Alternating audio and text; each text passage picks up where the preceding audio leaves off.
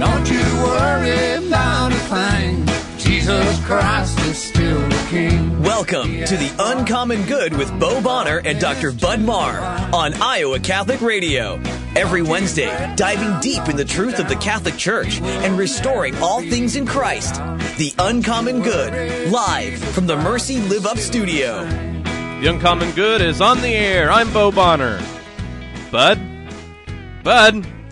Oh, that's right, folks. Bud is not here. He has abandoned us. No, I'm kidding. Bud is on the road, but don't worry, folks. He will return in the middle segment because we have quite a treat for you. If you were listening on Monday, we did a crossover show with the Man Up guys, Joe Stopulus and Father Zatkowski, and then they're on our show as well, and Bud will be on that as well. So that's coming up later. We are coming to you live from Mercy Live Up Studios, 11:58 a.m., 88.5 FM, 94.5 FM, streaming live on iowacatholicradio.com and on the Iowa Catholic Radio app from Blessman Ministries and the People's Abstract Company. Like I said, a cold, wonderful winter day here in Mercy Live Up Studio. I know everybody was thinking that it would be spring forever and then all your flowers died. However, when I moved up here, I was always looking for some snow, and I got it, so blame me, folks. Blame me.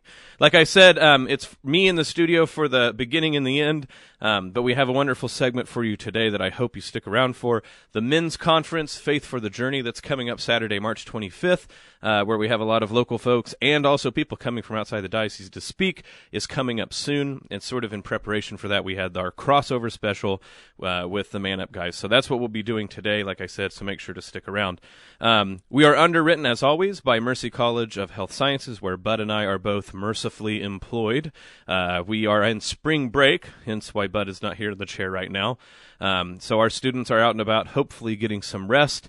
And we're looking forward to people signing up for the summer semester especially. You can still inquire for the spring, but coming up soon is registry for summer. Bud and I are pretty excited. We're going to get to be teaching an Intro to Philosophy class. I want to call it Bud, Bo, and Plato, but people have decided that was a little too, But if you want to, we can make T-shirts. It's up to you guys. Also, we always take auditors, and you might learn something too. What you all are invited for that doesn't even take any money at all because it's free. Coming up April 6th on Mercy College campus, the Faith and Healing series from that's Thursday, April 6th, 6 p.m. to 7:30 p.m.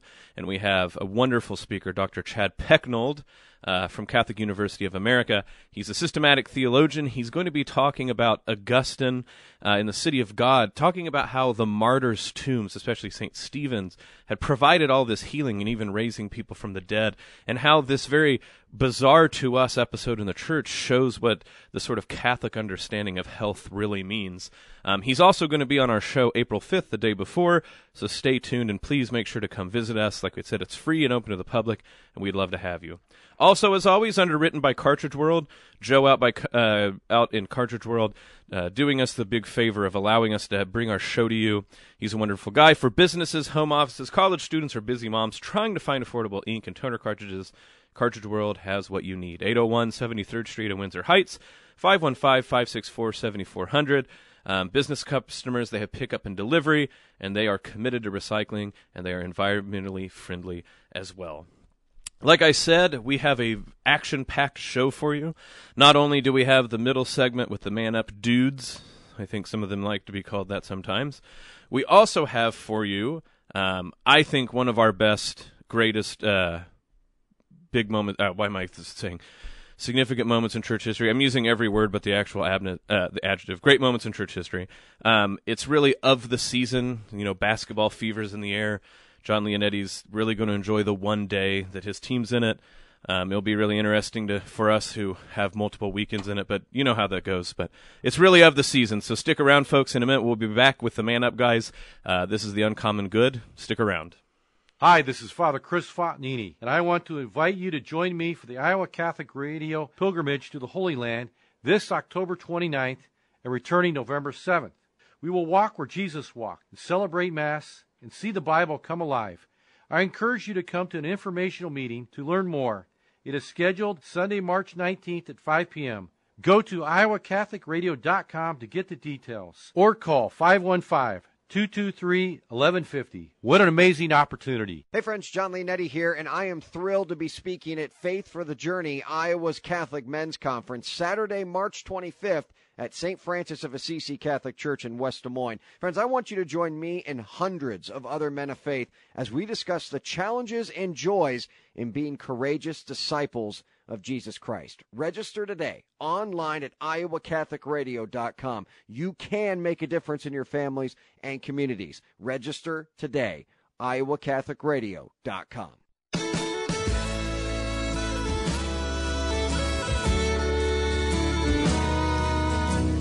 We're back with the Uncommon Good, Bo Bonner with Dr. Bud Marr, and we have special world-famous guest, not that type of world-famous, but world-famous to us, the Man Up guys, Father Zach, Joe. How are you guys doing today? Doing great. That's a generous title. The world famous. Well, but being humble, we both agree with it. I agree. Well, this is our mega epic crossover. Didn't you have sound effects for this, Bud? Crossover, radio mashup. So if you remember, we were on their show Monday. And now we get the pleasure of having you guys on today. And part of the reason we're doing this is because coming up very soon is the men's conference. And we have a bunch of folks in the orbit of our show on the radio station going to be at that here in Iowa on the 25th. But we thought, what better way to sort of bring this up than to have the Man Up guys on our show. And, you know, you guys talk about a whole variety of topics pertaining to how men's spirituality matters. But, of course, for our show, we want to talk about the common good. So I thought, what's a better way than to talk about spiritual fatherhoods with Father Zach here, and also, Joe, how'd you put it? I said physical fatherhood, which I think he meant biological fatherhood. It's all the same. I ain't too good at science. Right. Either way, the idea being that the world needs fathers, and not just for individual or even for the nuclear family, but there's a way that society depends on this. So, first of all, welcome to the show, guys. I'm glad to have you on. Thanks for having us. Thanks for having us. So, I don't know, who wants to kick it off? We've never done the whole four people, crisscrossing. Bud, did you have a question for them to begin it off with? I'm not ready. I was hoping you would ask the first one. So I guess someone's going to have to be the alpha male, and that will be me.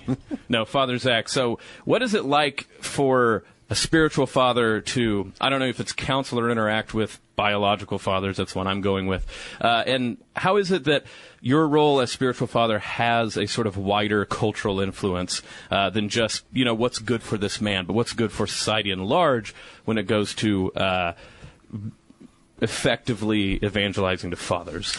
That's a great series of questions. I think one of the things about being a spiritual father is that you bring to life the God the Father, So I read yesterday that a priest brings the shadow of God the Father into life, that he brings that presence of God the Father, that love, that security, that protection, brings that into the church in a particular way. And I think especially through, the sacraments of reconciliation, where people are healed and protected from sin and given the grace and the strength to continue to go forward. But also, in so many different conversations with men, what I've found is that I am so encouraged by and inspired by great men such as yourselves that are sacrificing for their wife. And I think, what is so beautiful on kind of the natural plane, which is that you're building up your domestic church in your house, I think helps me to build up the local domestic church that I'm tasked with, honored to serve. So I think we can really build each other up and support and encourage each other. It can be difficult in our day and age, though, right? Because a lot of folks grow up not in great family situations. And in my experience, that can even influence the way a person sees God or views God. God as Father. I don't know, do you deal with this sometimes in confession or counseling? We do sometimes, and, there's so many, as there's so many absent fathers in the world, and of course, priests are imperfect in the way that they shepherd too. But so I think part of our goal is to heal that image of the father. That fatherhood is very good, and it's a beautiful thing, and to not let our human experience of our own father, if there's been wounds there, to let that influence the way that we see God the Father, who is the perfect Father.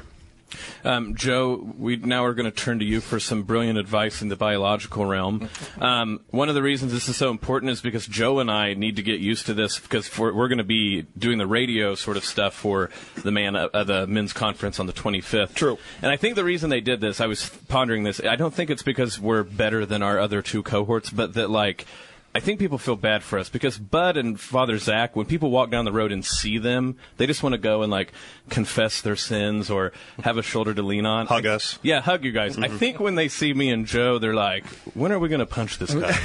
They usually walk to the other side of the street. Right, yeah. So I think that they're just being nice and realizing that we're made for radio. No, Joe, so, okay, so we're dads, but we have a billion other jobs, and you get home and... if you don't kick your kids out of the house, that's a good enough job, usually right? a win. That's a win. That's a win. I keep a column, a calendar, and I have a win or a loss. So that's how I keep track. What I really want to ask you, though, is so when you decided to do Man Up, like I said, Father Zach was a natural. When someone goes hey, you should talk about being a dad and a man on radio regularly. Yeah. What did you think about that request? Yeah, again, I don't consider myself the most manly of people. Anyone who's ever seen me, I weigh about 170 pounds soaking wet. I'm not I wasn't excelling in sports in any way, shape, or form in high school or anything like that. But no, I think at the end of the day, it's what I'm passionate about. I think I've seen, attending men's conferences, make a plug for men's conferences. I think it was probably 5 or 6 years ago I attended my first, and I just remember being on fire after my first men's conference and understanding the role and the importance of having strong Catholic men. And that's really what our show continues to come back to, is the fact that without strong men in the world, we got lots of strong women. This diocese is filled with strong women. We need to have strong men at the same time, and that's what got me excited. I think John was the one, Father Zach and I, when we started the show, it was from a telethon, or the Carathon. We just literally had 1 hour on the Carathon and just told jokes the whole time, and it went really well. We're like, that was fun. And then John's like, you should have an actual show. We're like, oh, okay, that sounds like work. That sounds like a John story, yeah. That sounds like a lot of work. But again, I think from an opportunity standpoint, that's what we need. We need to have strong men. And you asked kind of earlier, Father, the importance of it. What is it? What is the importance of it? And I go back to the stats. I wish I had them memorized, but unlike Dr. Bud and Father Zach, I'm not very smart, and so I don't have stats off the top of my head. But I have the gist of them. And really, what I come back to is a book that has a ton of these stats is Our Kids by Robert Putnam. If you've ever read that one, it's stat after stat after stat after stat of people who have good fathers versus not. People who come from single-parent households versus not. And that is a secular book, and it continues to drive home the point of the importance of having good fathers. And the more we can have, and especially from a spiritual standpoint, fathers leading their kids and leading their church and leading their work towards holiness, the stats bear it out over and over again how important it is. Well, this is The Uncommon Good with Bo Bonner and Dr. Bud Marr. I think all that's important. I'm really fighting the temptation now to go around and see who was the best at sports in high school. I don't think that's a good occasion for us. I was picked on in high school, so I lose that battle. All defense, my twin brother was man, Reno County, Kansas. At any rate, but my point being is, no, but video game sports. Does that count? Super Bowl. Does that count? No, but I'm actually the Robert Putnam. That's something that when people want to throw out you Christians or you Catholics specifically, and you always talk about fathers, it's nice to be able to pull out his work, but specifically doesn't get bogged down in any sort of theology, just sort of shows the ramifications of not having fathers around. So with what you guys talk about on the show, I bat this around in my mind sometimes, and with the men's conference coming up, do you feel like there's a spirituality that's unique to men? I don't know. I don't have a very well-formed question, but I think if you Googled praying the rosary, a lot of the images would be of women praying the rosary. And we sort of, I don't know, there's statistics about men going to church less and things like that. When you go to places like the men's conference or on your show, what kind of vision do you set for men in terms of practicing the faith? Well, again, coming back to stats and stats that I don't have, but I know the gist of them. And this comes back all the way to Exodus. God challenged the man. He made the man the one to pass the faith on, right? Men, hold this and pass it down to your children. And as faith leaders in the family, if the man is the faith leader and the one bringing the kids to church and is seen as a faith leader, the children are, it's something like 70 to 80% chance they're going to That's the greatest indicator, right? And if it's just the mom and not the dad, it's like 20 to 30%. Again, that just, I think, is that children look to their dad, the masculine, as the leader in the family in all sorts of different things. And just looking at statistics, that shows you the importance of having a man of faith. And, I look to Father John Ricardo a lot as a hero of mine. And, his dad, the example that his dad gave was what inspired him to become a priest. Mostly that his dad was the president and CEO of Chrysler Motor Corporation, but every night was on his knees in front of his bed. So a guy who had all the riches and powers in the world would humble himself every night to the God of the universe, even though he didn't, in the world's eyes, he had everything he needed. And I look at that as a great model of saying, people think it's for the humble and the weak prayer. I'd say it's for the strong.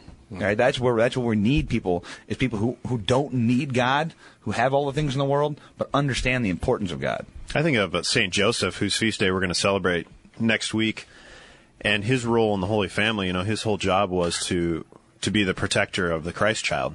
When Herod was searching for Christ, he takes him under his arm. They take him the flight to Egypt to get away from that dangerous situation. So he was there as really a protector of the Blessed Mother and of Jesus. But also there was that, like Joe said, that humility where really as soon as his role was done in the infancy of Christ, in that story, he kind of just disappears from Scripture. So there's that humility where he is standing in the place of God the Father in a way, and kind of, I don't know if foster father is really the word to use, but he's really standing in the place of God the Father. So it was under his care and his guidance that Jesus learned the human virtues. It's just powerful to think about that strong example. Yeah. This is The Uncommon Good with Bo Bonner and Dr. Bud Marr. Nice subtle shout out to the entire south side of Des Moines. We were at St. Anthony's on Sunday, and St. Joseph's is a big deal to the Italians. They're going to have like 48 hours of just cookies. Feasting. Like cookies. You're going to breathe on cookies. So if you gave up cookies for Lent, then stay away from the south side. The Italians will be offended. We'd ask Bishop Pates for a dispensation. For cookies. I hear the Irish are getting one. The Irish are getting one. Taking it all easy for all Throw us a bone sinners. to the Italians. Yeah, that's right. No, I realize I'm Are you Italian? Are you Italian? No. I'm married to a quarter Italian, which is basically half Italian, which is basically 3/4 Italian. And I'm Greek, which somehow people confuse for Italian. I don't understand Your hair that, is but they darker. do. They stop you. So you Italian? Not really. But, okay. Oh, I wish they'd go down the Italian center and throw that one out. Yeah, that would not go over well. You know what I actually think is funny about, especially the stats you were talking about, what Father Zach with St. Joseph and all these things. People who act like, well, the father, religion's not that big of a deal to men anymore, they don't need it or whatever. But it's not like instead of going to church, contemporary man is doing excessively masculine. They're going to go out and I'm chopping wood today, guys. Yeah. Sorry, I got to cut the tree down.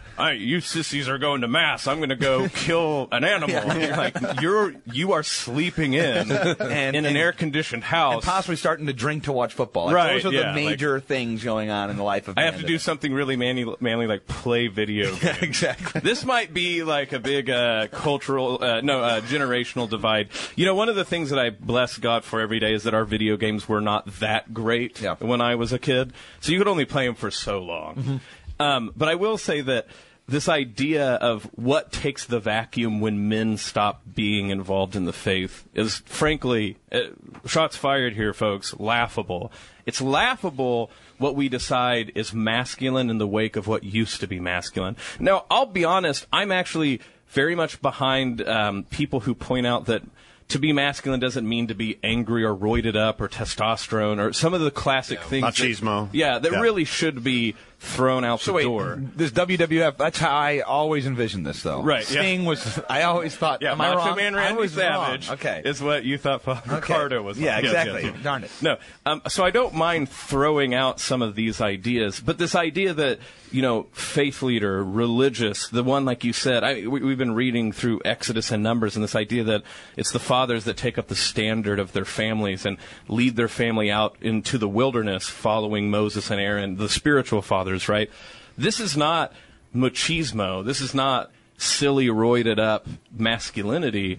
This is something so essential to a society that when you get rid of it and replace it, I have no clue what we think we're replacing it with. And I think that, Father, you have to undoubtedly see that when it comes to spiritual advice.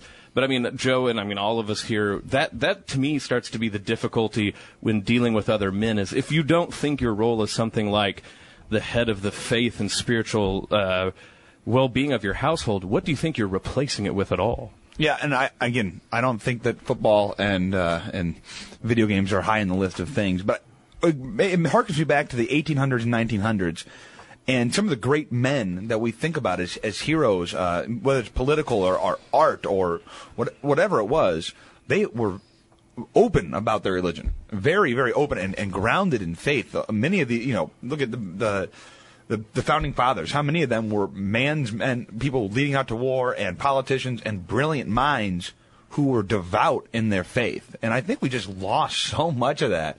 And again, I think a part of it is because society, it's so much easier just to. We've also normalized. Father Zach and I on our show talk about the Homer Simpsoning of society, where that becomes the norm, where the male in the man in the family is the buffoon and the woman's the strong leader, and how that's become kind of the quote unquote acceptable norm, and how terrible that is for the common good, if I may make a plug for your show here. That's what our show hopefully is doing a little bit of, is trying to recapture the fact that they're not you can have both. You can have both a macho man, I mean that sincerely, an actual macho man, and be faithful and be a practicing, praying, prayerful man. Let me play devil's advocate for a moment, and I hate to do that. I think one failure in the church in the last 50 years or so has been that we have not maybe spoken to men's hearts in our preaching and in the way that we organize parish activities. I think that's something that we have to continue to work on, is how do we engage men? Because number one, men don't want to do something that feels stupid or seems effeminate. And there's nothing wrong with the feminine. Actually, the feminine is beautiful for women. But I think men want to be challenged, they want to be strong, and they want to be courageous. And so I think one thing is we have to have high expectations for our men. We have to connect their role as father and son in what we preach about and talk about in our activities. And then we also have to invite, because women are much more likely, they're much better about volunteering and taking on leadership roles. You don't have to, and I experienced this in the high school, the young ladies are very good about volunteering. The guys, you kind of have to tap them on the shoulder, and they're usually happy to help, but usually they just need that personal invitation. So I think we have work in the church to do as well. I don't think that's the devil's advocate position at all. I think that's a fantastic way. And look, guys, it's been great. We're running out of time, so I think we're going to leave on that note. Guys, this is a formal challenge to you. Stop doing whatever you think is being manly at the current moment. Real quick, should I join the Knights of Columbus, yes or no? Yeah. Yes, of course. Was that an actual question? No, I am tonight. This evening. Oh, nice. Oh. So good job. All this talk about masculinity, I thought. Does Knight help me? Knight Bud? Dr. Knight. Okay. On that, our crossover has to come to a close. Crossover weekend. Crossover. No. Thank you guys very much. God bless. We'll be right back in a minute on The Uncommon Good. Support for programming of Catholic Women Now partially provided by Farm Bureau agent Cindy Schulte. Cindy Schulte on the web at cindyschulte.com, 515-226-2111. Cindy and her team know health insurance. Support for Iowa Catholic Radio's broadcast of Dowling Catholic sports and activities is provided by Chemin, using science to improve the world. Chemin is on the leading edge of molecular science, manufacturing more than 500 specialty ingredients used by the feed and food industries and the health, nutrition, and beauty markets. Chemin's vision is to improve the quality of life by touching half the people of the world every day with their products and services. Chemin, using science to improve the world. Online at chemin.com.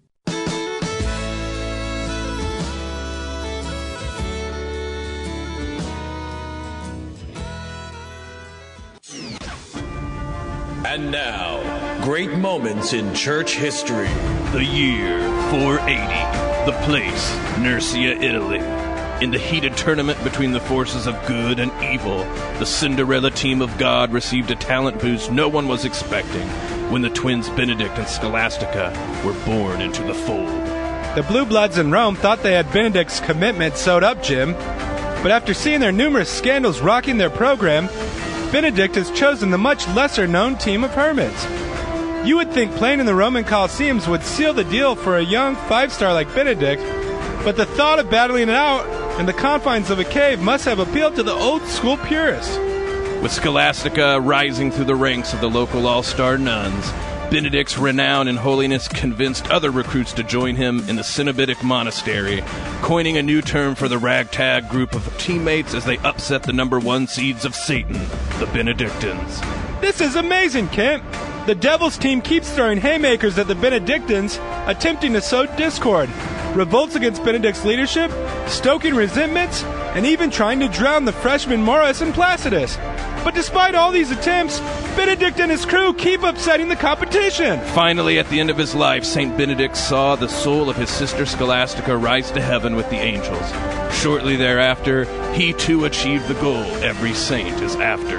St. Benedict is being held up by his teammates with his dying breath. He's offering his soul to the Lord. Benedict is ascending to the Father on an illuminated path to heaven. He got it! But time is short, the road is long. In the blinking of an eye, all that moment's gone.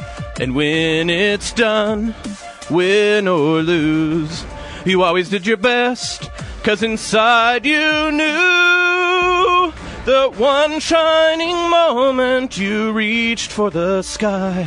And one shining moment you knew, one shining moment you were willing to try, one shining moment. The Benedicts are lifting the trophy, St. Benedict's medal. And you can be a part of his victory as well. Just get a St. Benedict medal blessed and wear it for the rest of your life. This has been another Great Moments in Church History. Well, I think it's been confirmed, folks. This has been twice this week that I've been recorded singing on radio. So I have to confess that when I was a kid, what I thought I would be on the radio doing was singing. I had my terrible, horrible 90s alternative band, and I thought I was going to sweep the airwaves. So without Bud here, I can kind of throw my weight around and end up singing twice on the radio this week. So I hope you enjoyed that. We're already running out of time. This has been a fantastic episode. I'm glad that you guys have got to hear it. Just real quick, an appeal to, we are a nonprofit here at Iowa Catholic Radio. I know you think we're raking in the big bucks with, we have talent like Deacon Tony running the boards. You figure that's a lot of money. But actually, nonprofit, so maybe between your other bills, if you can send us a donation, we would gladly accept it to keep doing the Lord's work here. And also check out Bible in a Year, 5 a.m. every day to keep up and hearing the Word of God. This has been The Uncommon Good. May the Prince of Peace reign in your hearts, in our families, in our city, our country, and the entire world. This has been The Uncommon Good. We'll see you next week. God bless. The Uncommon Good with Bo Bonner and Dr. Bud Marr is heard Wednesdays at 9 a.m. and 9 p.m. on Iowa Catholic Radio and on the official Iowa Catholic Radio app.